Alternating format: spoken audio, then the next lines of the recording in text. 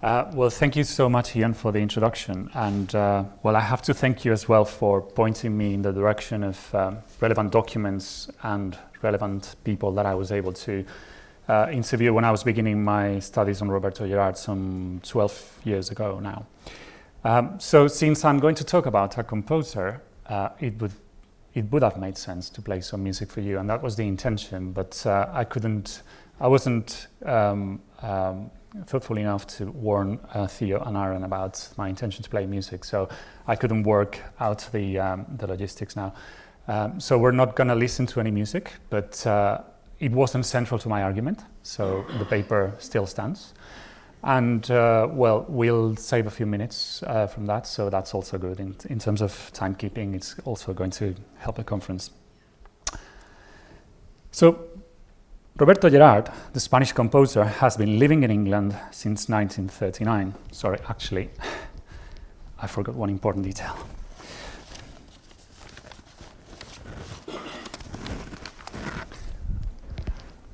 That's when you worry about AV, other things slip from mind.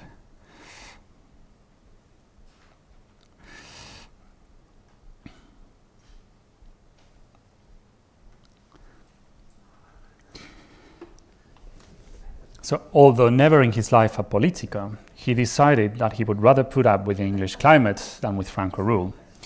He says he has never regretted the decision. What made you choose England? I didn't. It came about like this. We were in the spring of 1939, Paris, a tiny hotel off the Place Saint-Sulpice. Exile.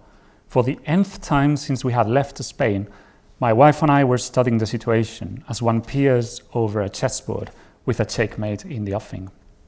Threat that spells checkmate in not many moves. A very few moves, in fact.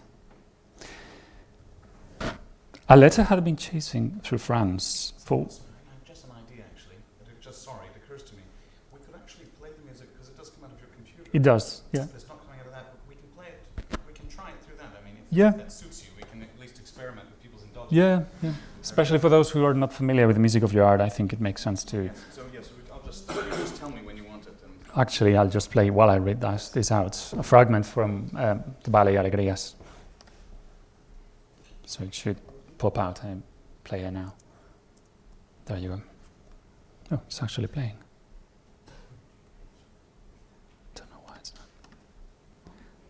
It was playing before we heard it. So I can't obviously unplug this, but... Oh, God. Oh, it's fine. There's plenty of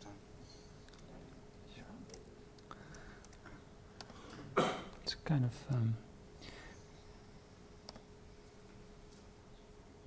Okay, so maybe just play it from the start.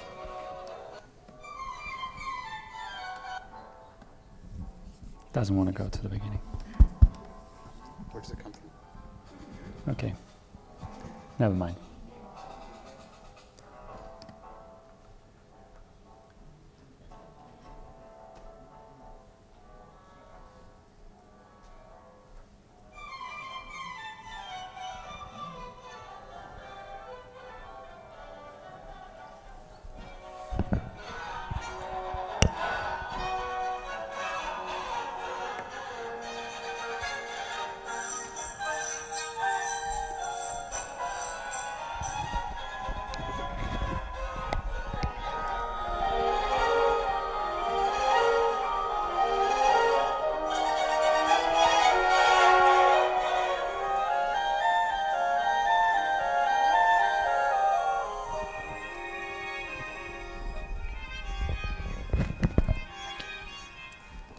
Play another example later. So you get, if you're able to hear it, then you get an impression of this ballet. If you're more familiar with the music of Manuel de Falla, then you will clearly find the analogies with it. No? So it's perhaps one of the most folkloric or traditional works of Roberto Gerhard. I'll talk about his different styles anyway. Okay, so I was reading out his second version, so he later crossed out the first fragment or the first answer I've read out before, and he came up with the second one. So What made you choose England? I didn't. It was fate. A letter had been chasing through France, forwarded from a temporary address to the next. In the end, it caught up with us in Paris. Professor Dent, Cambridge professor of music. It said, "Don't count too much on it, but there is a chance that King's College may offer you a research studentship." Luckily, that chance materialized. Otherwise, Gerhard's tangential involvement in Catalan politics during the 1930s would have drawn the attention of Francoist persecutors in the 1940s. These handwritten autobiographical notes date from approximately 1957. They are contained within one of Gerhard's personal notebooks, preserved at the Cambridge University Library. They may be preparatory notes for a radio interview, although the destination is not entirely clear. In them, Gerhard shows hesitation in describing to his readers or audiences the experience of living his temporary exile in France before coming to the UK. At a first attempt, which Gerhard later crossed out, he focused on the desperation shared with his wife at the thought of not finding an escape from the advance of the Nazis in France. Upon reconsideration, however, Gerhard decided to present his exile in the UK as a matter of chance, presented to him in the form of a letter from the Cambridge professor of music, Edward Dent. What did not change in between these two versions was the thought that exile was not a matter of choice. My interest in studying Gerhard's experiencing of exile aims to make up for the comparatively larger attention devoted to the formal and innovative aspects of his music, including his pioneering use of electronic composition. The study of form, while important, raises a few questions about the way Gerhard's modernism is interpreted outside its context, particularly when an urge to reevaluate the culture of refugees has been identified. What does it mean for a refugee to embrace modernist aesthetics? What did it mean for Gerhard? Was his musical modernism a personal contribution to the natural evolution of music, as many of his contemporaries thought? How then should other facets of his output be understood? I will argue that in order to make sense of Gerhard's modernism, it is necessary to account for the way he developed creative responses to exile through a range of aesthetic formulations that included, but were not limited to, avant-garde composition. Some of Gerhard's most compelling and sophisticated responses to displacement can be found in his music's critical reading of icons and myths such as flamenco, Don Quixote, Catalan folklore, and Spanish music history. These facets of Gerhard's output recreate Spain and Catalonia as multi-layered archives of memory in complex and compelling ways. The use of national icons and myths is present throughout Gerhard's output and cannot be explained in relation only to exile. Yet the meanings of those icons in Spain, no matter how diverse, was lost on Gerhard's British audiences, who read them in substantially different ways. According to the exile scholar Lisa Malky, the myths and symbols that are valued for their timelessness in the territory of the nation are usually subject to change and contingency in the host culture of the exile. This situation is characteristic of a heterotemporality, in which, according to Hutchings, there is a mutual contamination of nows that do not derive their significance from one meta-narrative. This coexistence of temporalities, I argue, calls for the use of Bakhtin's concept of chronotope to explore Gerhard's use of Spanish icons. The intrinsic connectedness of temporal and spatial relationships established by the chronotope is crucial for exiles. Without it, they are at risk of conflict with their host culture. Bakhtin was himself an exile, by the way. Exiles lie at a physical and psychological distance from the connectedness that made possible the making of meaning at home. They are forced to reorganize the temporal and spatial relations that matter in their lives through communal activities that often become ritualized. The work of exiled artists, writers, and musicians is a system of symbols that they manipulate with the aim of better navigating the codes of the host culture. Gerhard faced various challenges arising from being a Mediterranean, that is the way he was perceived, composer and an ex-pupil of Schoenberg. First, the highly strained and divisive cultural politics of the Cold War cast a negative view on the use of folklore in modern composition, and in the fragment I've played before in Alegrías, you could easily notice the presence of folklore. Second, the legacies of cultural imperialism set Gerhard's Spanish and Catalan background, the difference mattered only to a few critics, against perceptions that Spain was a cultural periphery of Europe.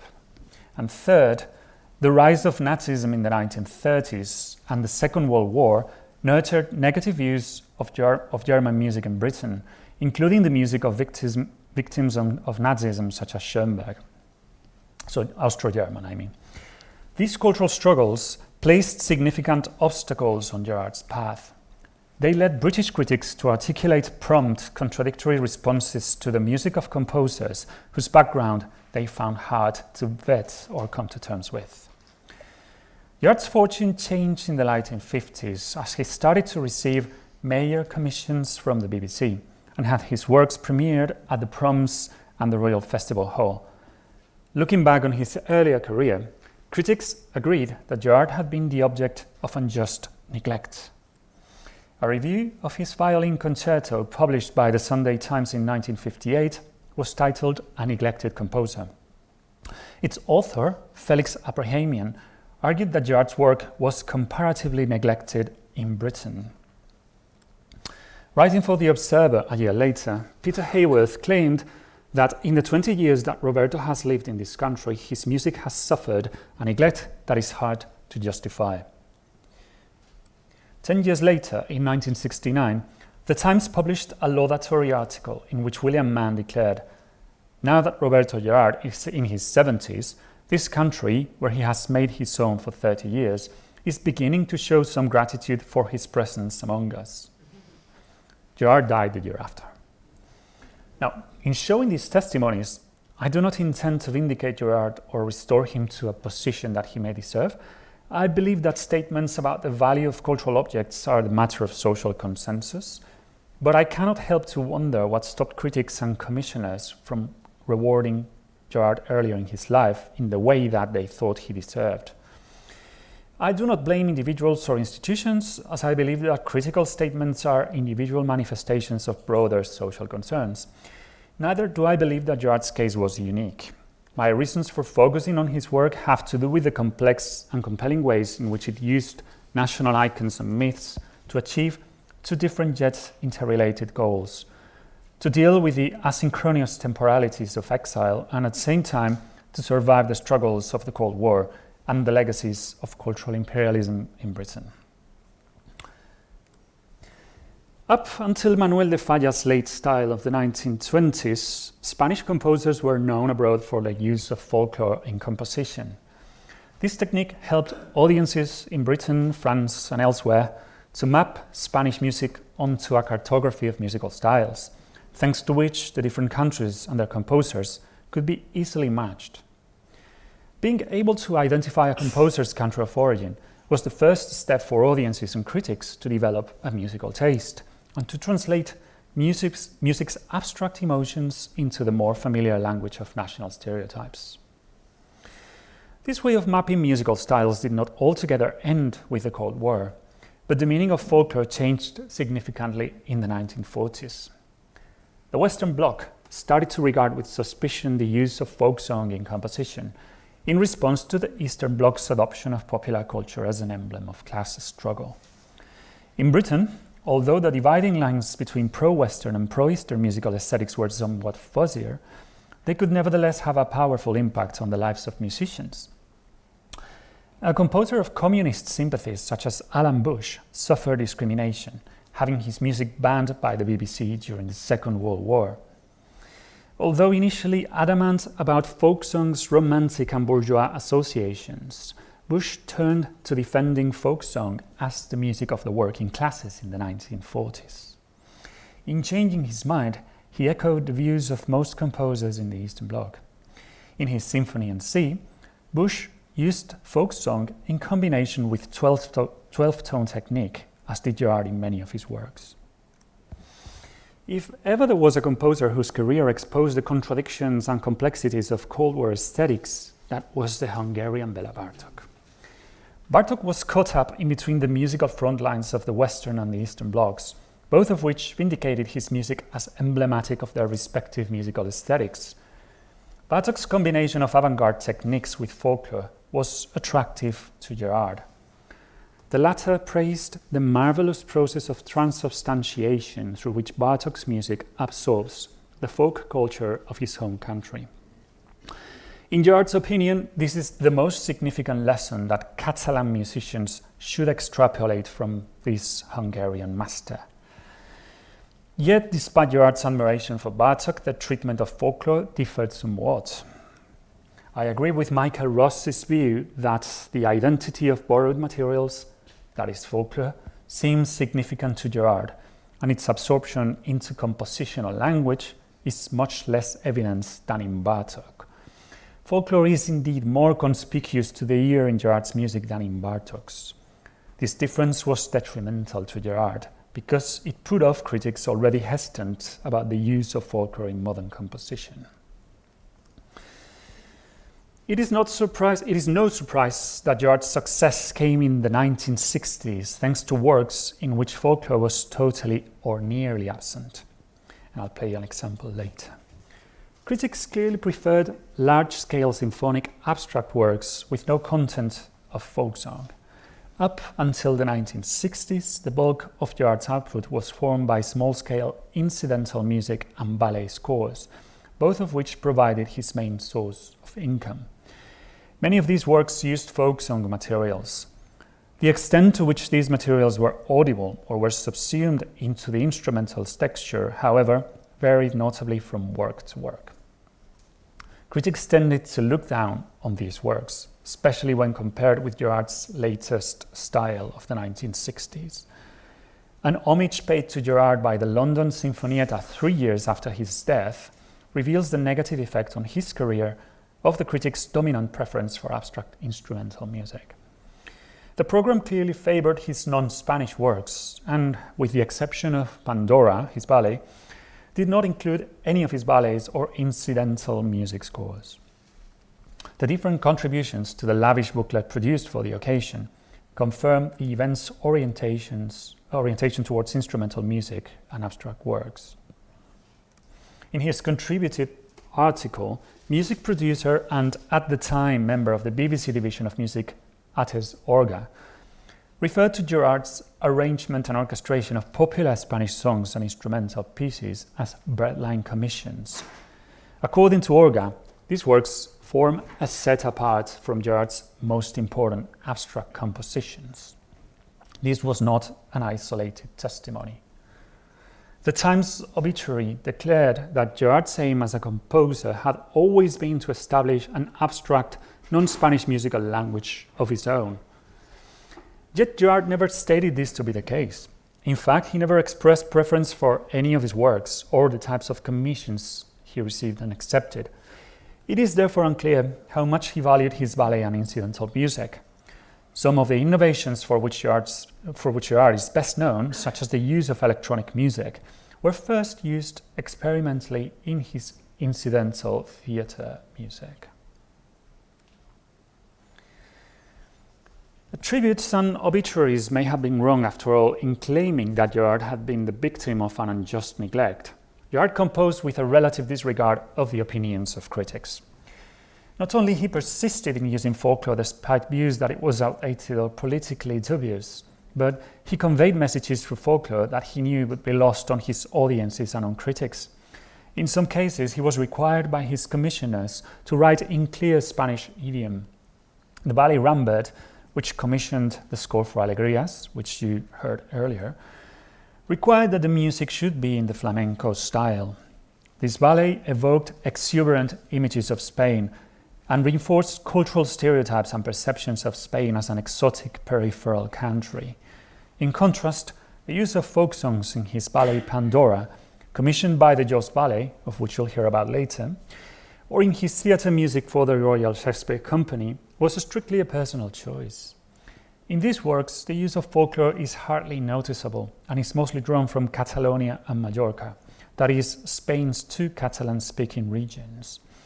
In this last strand of works, Gerhard played upon the specific connotations of folklore in Francoist Spain, thus setting high, even impossible demands on most of his audience. Gerhard most likely used his folk song materials as a personal homage to a region that he thought was underrepresented in perceptions of Spanish music and culture. Flamenco put the other peninsular repertoires on the shade, and does in fact steal the show. The point is that, to a large extent, flamenco is show business, partly folk culture, partly show business, not unlike that other hybrid, the bullfight, with which it competes in the field of tourist attraction. It is almost impossible not to read this statement as a critique of Franco's use of flamenco to centralize Spain and boost tourism-related revenues. Franco banned the use of Catalan language, the flag, and cultural icons such as the dance known as sardana. He believed that the rise of Catalan, Basque, and in third place, Andalusian political nationalism had torn apart Spain's political and social unity. In promoting flamenco to national icon, Franco broke its exclusive ties to Andalusian nationalism, that is from southern Spain, undermining in that way this music's potential contribution to decentralizing Spain. Several scholars have used the expression nacional flamenquismo to refer to Franco's appropriation of flamenco to reinforce Spanish state nationalism. Franco used flamenco for economic gain as well. He placed this music at the center of a cultural project that blended traditionalist and kitsch icons such as gypsies, bullfighting, and religious Easter processions. In that way, he aimed to attract foreign tourists in search for difference. Gerhard clearly disagreed with the exploitation of flamenco to these ends, as shown in the above quotation. The use of Catalan folk song, interpreted in combination with his critical stance on flamenco, suggests that Gerhard held views in favor of Catalan nationalism. In a book of contributions by Exile Catalans titled El Libro Blanco de Catalunya, Catalonia's White Book, Gerhard made some statements relevant to this matter. Catalonia is, as it slowly begins to be known by now, is Spain with a difference, indeed with a great many differences. The central spark of Hispanic incandescence is there, but surrounded by a field of softer luminosity, greatly contrasting with the typical Spanish glare. For the mind that lives in such a temperate climate, the qualities of poise and balance, the exquisite sensibility of values of proportion and to the language of form are of overriding importance. This temperateness and equability of mind are best summarized by a Catalan word that, significantly enough, has no equivalent in Castilian or Spanish language. It is the word seny. These words help to explain why Gerhard used Catalan folklore in a subdued, temperate way, in contrast with the more exuberant effect pursued in his ballets Alegrías or Don Quixote. They also reveal Gerhard's proximity to the thinking of noucentisme, a Catalan artistic and literary movement of the 1920s. Intellectuals in this movement, especially their leader Eugeni Dors, constructed Catalan identity as the balance resulting from two contrasting values, the seny, meaning refined, pondered wisdom, which you see there, and rauxa, connoting action and determination. The strand of Catalan nationalism to which Gerhard subscribed was therefore more moderate than the secessionist ideas defended by Lluís Companys, the Catalan nationalist leader whom Franco executed in 1940. Yet Franco's intolerance of even the most moderate strand of Catalan nationalism surely contributed to Gerhard's decision not to return to Spain on a permanent basis. And here comes my second musical example.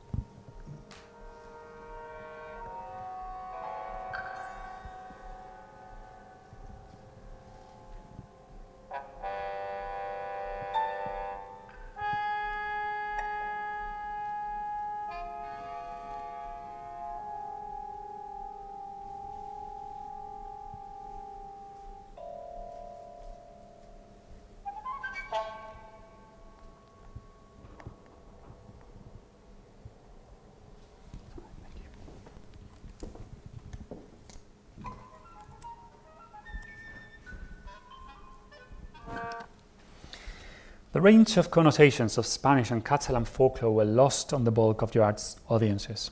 Unsurprisingly, they lacked familiarity with the political and cultural background that made Gerhard's use of folklore meaningful.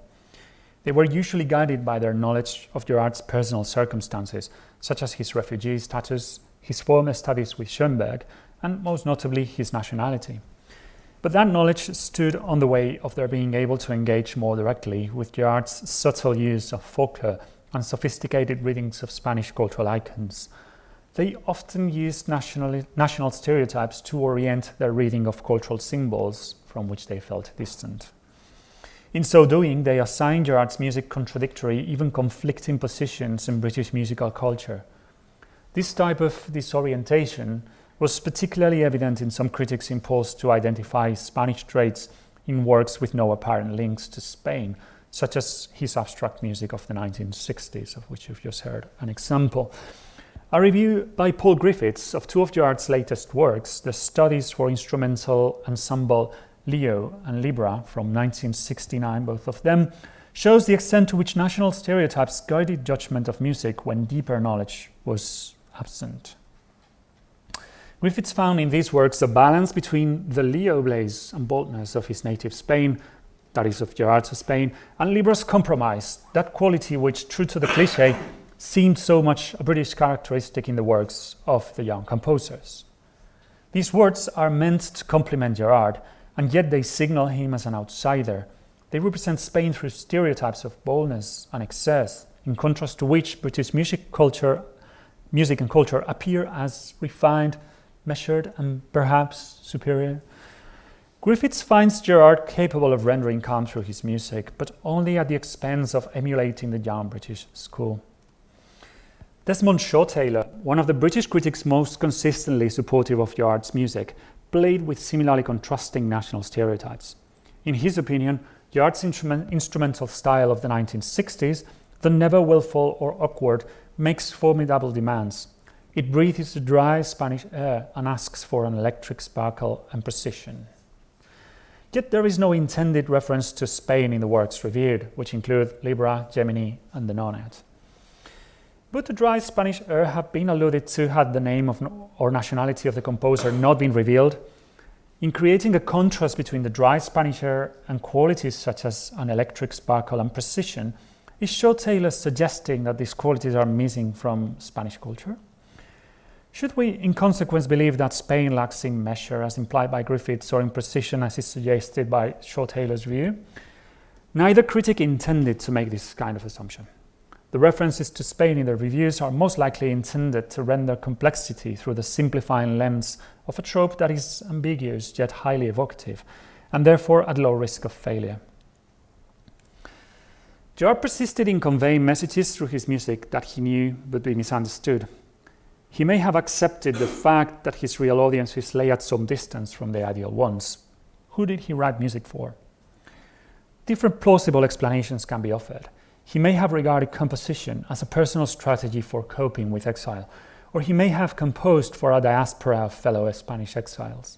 We will never know. What we do know is that Gerhard's use of national, Spanish and Catalan icons and myths cannot be regarded merely as superficial exoticism, even if audiences found escapist enjoyment in some of his works.